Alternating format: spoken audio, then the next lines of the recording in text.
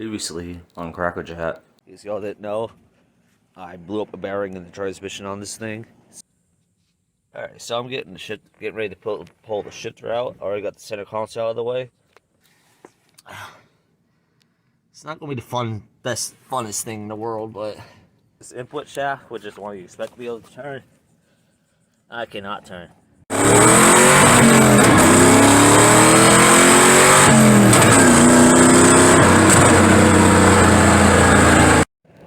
What's up, y'all? It's been a little bit, like about a month or 1 or 2 months or so.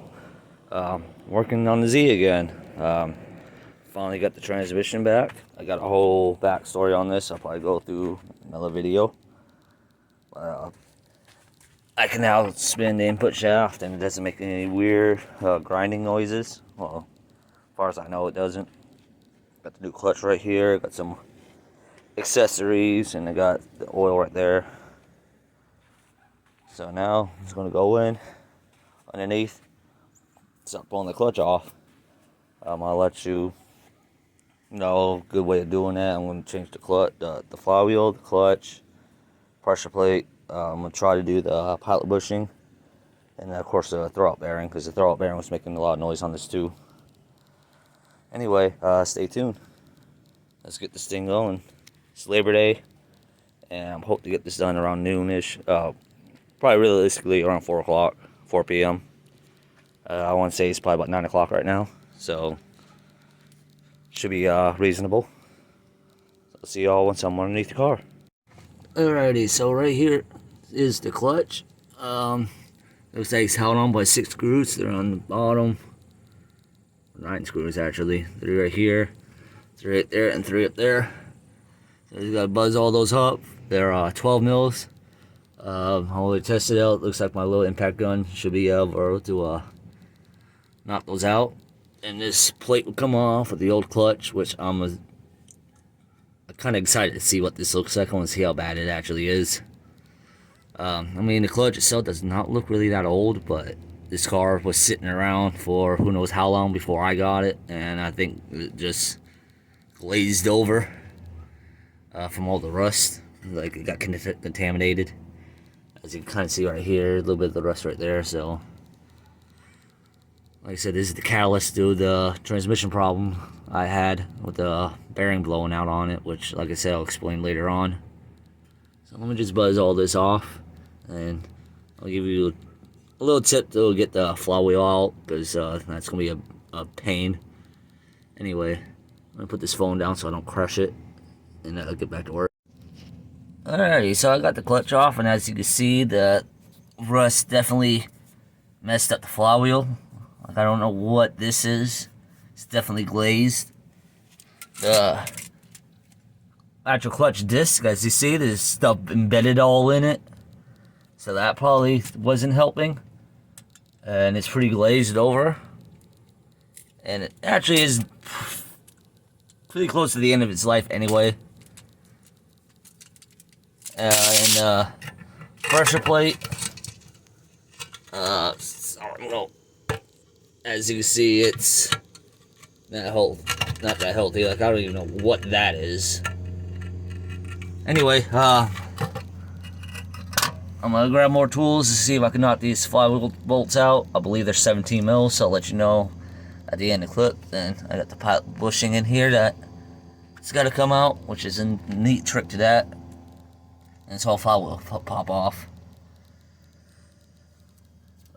So let me get this flywheel off. Let me try to get it off the impact gun. I doubt it, because I think these are torqued to like 80 foot-pounds or something like that. And I'm pretty sure my little impact gun is not going to be able to take that off, so I have to use another way to hold this crankshaft out and put the breaker bar on these. But if the impact gun works, the impact gun works, you know what I mean? So, see y'all in a bit. Alrighty, so, of course, like I thought, the impact gun wouldn't work. By the way, these are actually 19 mils. And, just want to let you know real quick. These are actually reusable, apparently. Oh, this one's actually loose already. Woo! That's a little unsettling. Anyway, any of them all else loose? Oh, it's just that one. Anyway, like I said, the impact gun wasn't able to loosen these up, which I kind of thought because it's only a little 20-volt DeWalt impact gun. So, as you see on the side, I got a transmission bolt mostly threaded down into the block. And what you're going to do is take a ply bar, wedge it in the teeth of the flywheel, and kind of hold it down like that up against the bolt, and that will prevent the flywheel from spinning. So you can take a breaker bar like that and knock all these bolts out. Like I said, one's already coming out, so I'm expecting these to not be that tight because whoever put this motor clutch on, as I said, I know this is not the OEM clutch. I don't think they put Loctite on these bolts, which is something you need to do.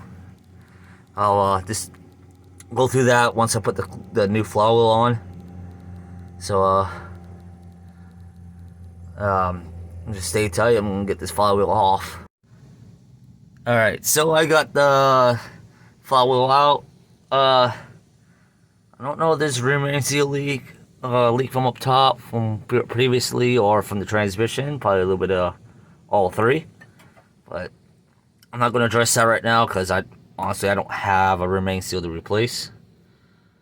And I'm more along the lines of it was the valve cover leaking and seep down between. I don't know. Anyway, next thing I gotta do is pull this pilot bushing out and press the new one in. It's relatively easy. I'm gonna show you a nice little fun method to use on that. Some of y'all might already know what it is, but yeah. I think I might also pull this plate off. That way I can clean up the dowels, specifically this one up top. This one seems like it's kind of stuck. That way the transmission will just clunk right into place. But one step at a time. And grab my supplies to get this out, and I'll get the new flywheel and clutch in, and the transmission goes in after that. Then the drive shaft, and the exhaust, and the starter. Pump the fluid in there. Get down off the jack stands, and we go. And not much to do. A lot to do, but not much to do. You know what I mean? So see y'all in a second. Alrighty, so I got my tools ready. I got a socket to press the new bushing in. I got another one to press the old one out. Seems like a 14 millimeter socket's good for pressing it in because it's just smaller than the pilot bushing itself. And the 7/16 is almost a perfect fit for the hole, which is perfect. I was going to try to use a half-inch drive extension, but the one I have has a knurling on it, and on the new bushing, it was getting caught on the edge, so I didn't want to use that. Anyway, this socket's not going to work alone. There's nothing to press on. So what you want to do is grab some bread. I got some old hamburger buns, and you rip little pieces off and stuff them into this hole. Then once you get to a certain point, you start taking the socket and drive it in with the hammer. And once there's enough bread in there, it will start to expand, and it has nowhere to go. So it's going to start pushing this bushing out. And once it gets out further enough, it'll either just literally fall out, or you can just kind of grab a pair of pliers and just pull it out a little bit. Now, I am putting my finger in here, and the bushing really doesn't feel that bad. But I got a whole new clutch kit that comes with the bushing, so I'm just going to change it. But sometimes you get away with reusing these. Anyway, enough stalling. I'm going to go ahead and get that done. I wish I could do it on camera, but I have no tripod or anything like that, so sorry. So see y'all once I get that this one pushed out and the new one pressed in. Alright, so I'm preparing the flywheel bolts. I got one of them done already. I was in the middle of filming and I got kind of interrupted. So anyway, I moved over to a different location. And these are essentially what you want to use. You want some type of Loctite. In this case, I'm using a blue glue stick type of deal. And you want some type of lubricant. I'm using just some generic, assembly lube. And how you want to do it is, I'm going to do the Loctite first just because it's easier. Get your stick out and just kind of want to, just a little bit on the threads. Something like that. I don't know if you can see it. You want a little bit on the threads like that. And you want to take the assembly lube.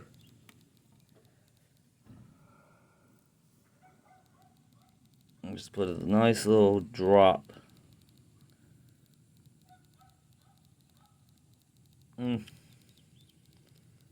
Right there on the base of the head. And you want to smear that around. That's all you need. You don't need to go too crazy on it because you don't want this assembly lube to fling up onto the clutch itself and cause slippage.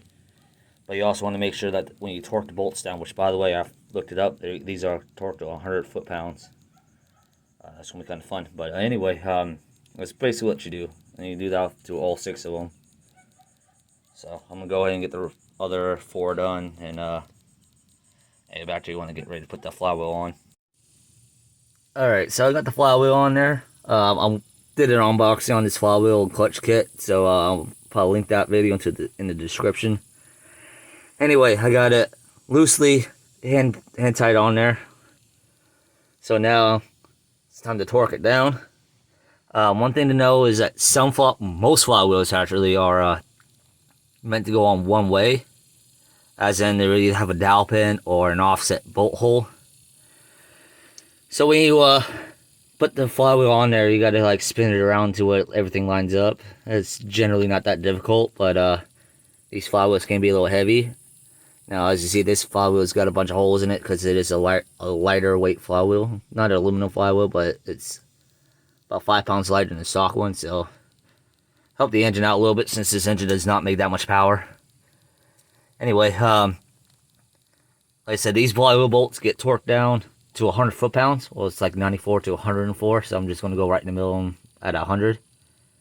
And I'm going to do it in 2 stages. I don't think we really need to, but I'm going to do it anyway just because it's easy. Well, it'll at least make the flywheel sit on there a little flatter than if I just went hog wild and tighten them all down directly to 100 foot-pounds. Anyway, so I'm going to do the same thing. Put a bolt in one of the bolt holes. Hold it with the pry bar and tighten down the torque wrench. As much as I can, at least. Like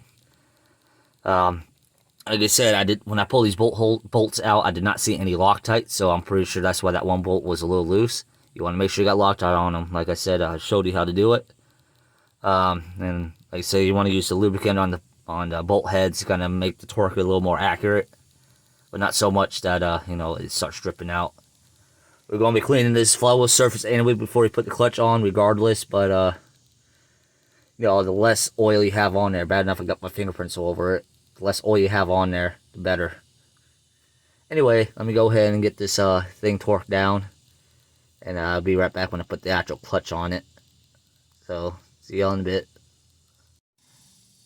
Alrighty, so I got the flywheel on there all torqued down to 100 foot-pounds. Another thing I forgot to mention is you want to go in a crisscross pattern. So, say you stop up here, you want to go down to the one right below it. Then you want to go up a little bit, etc.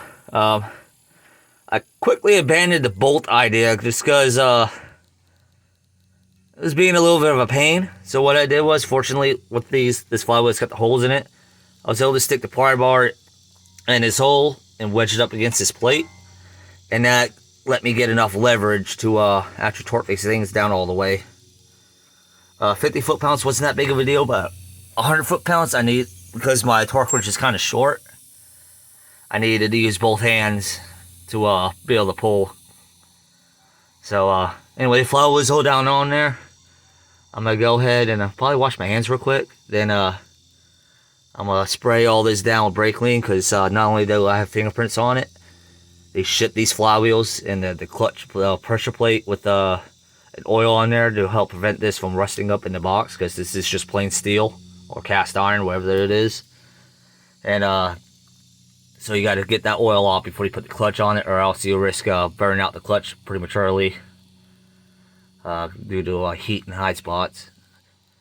Anyway, I'm gonna go ahead and get that done. I'm not gonna do it on camera because who really wants to see someone spray brake clean all over the place and wipe it down with a paper towel? Regardless, I'm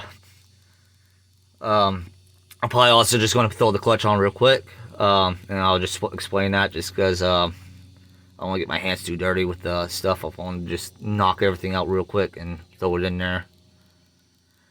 And that'll probably be the end of the video until I put the shifter on, just because the transmission installation is literally the same exact thing as reverse. Same thing with the exhaust and all that. So I'll see y'all when I put the shifter. Well, I'll see y'all after I put the clutch in, and after that, like I said, I'll just throw the transmission on, and I'll see y'all once I put the shifter in, because I got new bushings and everything for that. So I'll see y'all in a bit. Alrighty, so I got the clutch up in there, and let me tell you what, I got lucky. So I put the clutch up, and I started running the bolts down with the impact, and I broke the head off of one of them. Well, fortunately, just enough of it was sticking up to where I could spin it out and stick a new one of the other bolts in there, because this clutch only uses 6 bolts rather than 9, so I had 3 extra. So I got lucky on that. Anyway, as you see, the clutch is in there. I got the little clutch alignment tool. It slides in and out no problem. These bolts get torqued to 18 foot-pounds, and once again, I recommend going in the crisscross pattern. That way it sandwiches it down nice and even. And check it once or twice just to make sure all the bolts are tight, because as this spring takes tension, or as the spring puts pressure onto the clutch itself, it could probably work one of the bolts loose or something like that. So that's just something to keep in mind. And work in stages. Don't just tighten one all the way down, go to the other one. Do a little bit at a time, and that way help prevent that one accident. But anyway, we're all good. Like I said, make sure you clean off the friction surfaces, get all that oil and fingerprints and everything off. I use brake clean. You also use, I think, rubbing alcohol and or just regular dish soap and water. Just the alcohol and brake clean just evaporate much faster, because you don't want any of that on the clutch material, because it could hurt the integrity of it. Anyway, now I was just throwing the transmission up in here and the drive shaft and the exhaust and whatnot. I'm going to do that off camera just because it's exact reverse of putting it in. And I'll come back when I put the shifter in, because I got new bushings and everything for that. And then I'll show you how to fill the transmission, which is pretty easy. I mean, you just put fluid in it, really. But anyway, enough talking. Let me get this transmission in here. That way I get this car down, because this hard floor is kind of hurt my back a little bit. Getting ready to put this transmission. It's prepping up a little bit. I forgot to show y'all one thing, which is the throwout bearing, or release bearing, what you want to call it. I already got the new one in there, but this style you have to press it out. Basically what you do is you wedge this in between 2 surfaces, and you just drive the actual thing out. Then when you press the new one on, you use a big socket to press on the inner sleeve. You don't want to really go on the surface right here, but just the inner sleeve. And you push it down till it bottoms out, and it's pretty simple. Then when you slide the bearing onto the fork right here, these big tabs go on the top and the springs go on the bottom. Then the clutch kit usually comes with some type of spline lubricant. You want to use a little bit. You want to put a little bit on the snout right here, a little bit on the actual splines. a little bit on the pivot, and a little bit on the surfaces where the release bearing touches the fork. That's it. You don't want to go overboard because this stuff can fling off and ruin the performance of the clutch and the longevity of the clutch. So yeah, then I got just enough left over to put on this little nipple right here where the slave cylinder pushes on the fork to release the clutch. But that'll be one of my last things to do before I fill the transmission up. I still got to pull the bolts out of the mounts. That way I could put it up in there, slide the transmission up, put one of those bolts, one of those studs through, or both of the studs through, one of the two, whatever, and stick a transmission bolt in there. Then the hard part will be done. And yeah, so like I said, I'm gonna get this up in there. Like I said, it's reverse of the way you take it out. Then I'll come back to you when I'm getting ready to put the shifter in and fill this thing up. I'll see y'all in a little bit. Alrighty, well I got the car back on the ground. I filled the transmission. I was going to film that, but I couldn't find my phone. It was inside the house. Basically, you got the fill and drain plug on the side of the transmission and just fills up like a differential. So you fill it up to where it starts dripping out. Just make sure on these transmissions you use the GL4 fluid. I used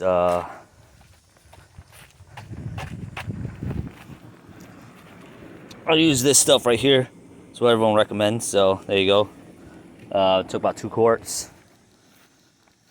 So now I'm gonna go ahead and start doing the shifter and the bushings. So let me get in there and get you all set up, and just give me a sec. Alrighty, so we're in the car. I'm getting ready to put the shifter back on. Already got it all cleaned up and nice. I got the bushing kit right here. It's the 2 side bushings, a new pin, and a little cup. Then right here, I got the little shifter boot that goes, little boot that goes on top to keep a bunch of crap out, because this is open. Anyway, so it's pretty simple.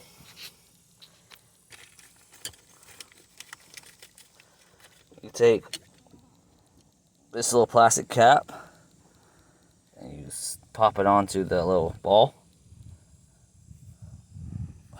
somehow.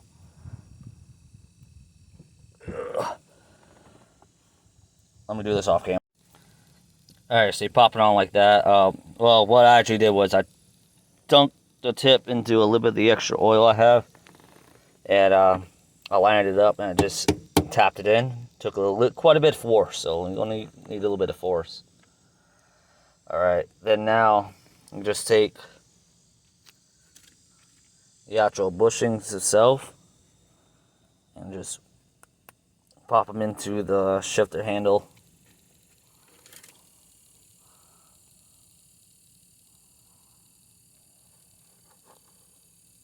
Like so.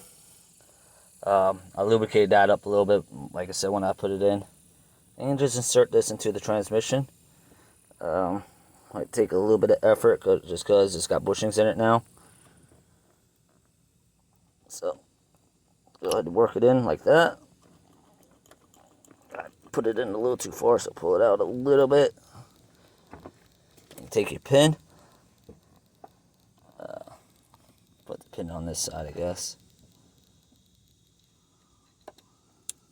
You put the pin in and put the clip on, and that's it. I need 2 hands, so I'm going to do this off camera. Alrighty, so I got the pin in. It was actually easy to put the pin on this side just because there's a little more clearance. I got the clip in there on the other side. And I ran it through the gears, and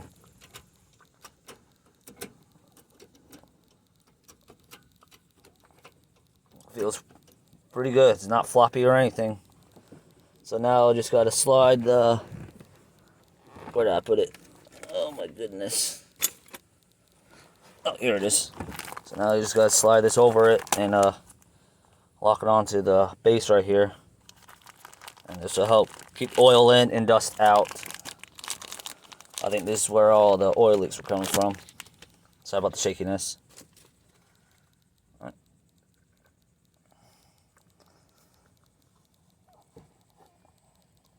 know, probably gonna need 2 hands for this. Yeah, I'm gonna need 2 hands for this, so I'll do that off camera. But that's basically how I do it. Just gotta get this little seal over the lip, and there you go. Alrighty, I got the car back running. Got the exhaust kind of fixed. I'm gonna redo the entire exhaust later on. So yeah, now I just gotta clean up, take it on a test drive, fill up the gas, see how it is. Fortunately, no noise in the transmission. I have not tried to put it in gear and move it on its own power yet. But so far so good. I'm happy. Alrighty, move some of these out of the way.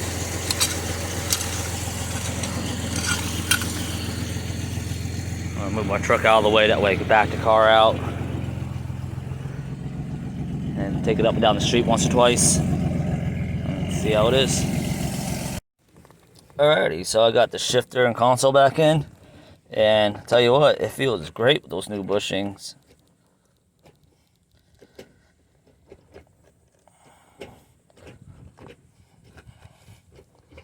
So yeah, definitely worth the whatever amount of money it was to get the little bushings and the little thingy.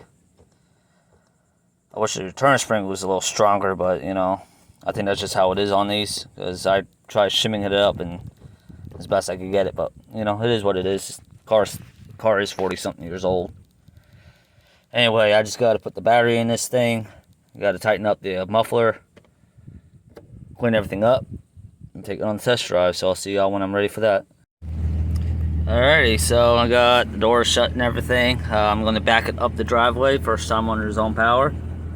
See how this clutch feels.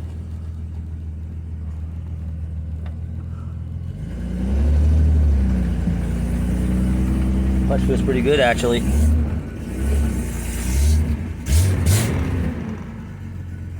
So yeah, so far so good. So gotta get this thing warmed up. We'll get fresh gas in it because this gas is kind of old. So, but I think the throttle response is a little better with that new flywheel. I do think I had to adjust the clutch though, because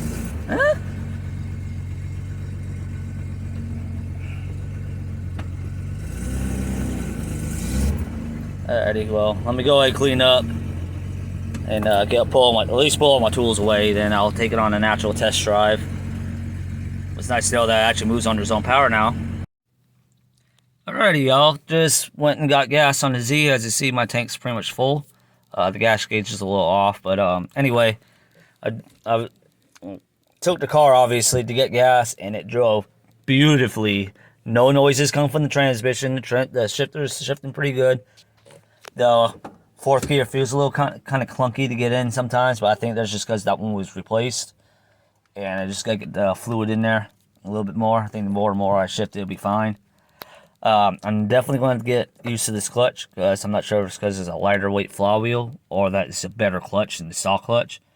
But it is a little grabby. I normally rev it about 1500 RPM. I got to rev it up about 2,000 RPM to really get going. I mean, I guess if I blip the gas a little more before I go, it probably would be fine. But I'm happy. My car's back on the road. My daily driver is back on the road. I can do the work I need to do to the truck and take my time on it too. So I'm very happy. I'm very happy. I have not felt happy like this in a while. Anyway, that'll be it for this video. Sorry, kind of turned off kind of but it's hot in Florida. Oh my goodness, I think it was like 93 degrees today. 93, 94 today with 80% humidity. Next video, I believe, will be a video on the truck. I want to say probably redoing the exhaust on that thing, just because that thing leaks really bad. Anyway, see you in that video, or whatever video I have planned out next.